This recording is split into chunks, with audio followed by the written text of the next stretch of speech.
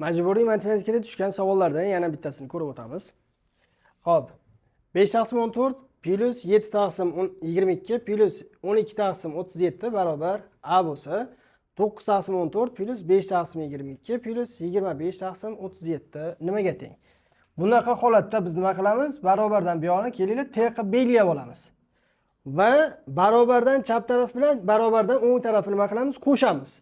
Mahrajalari bir xillarini qo'shadigan bo'lsak, nima bo'ladi? Mahraji bir xil bo'lsa, 9 ga 5 qo'shsak 14 taqsim 14 plus mahraji bir xil bo'lgani uchun 15 ga 7 ni qo'shsak 22 taqsim 22 plus bunga qo'shadigan mahraji 37 ni qo'shadigan bo'lsak, 12 ga 25 qo'shsak 37 taqsim 37 barobar A plus T deyapti.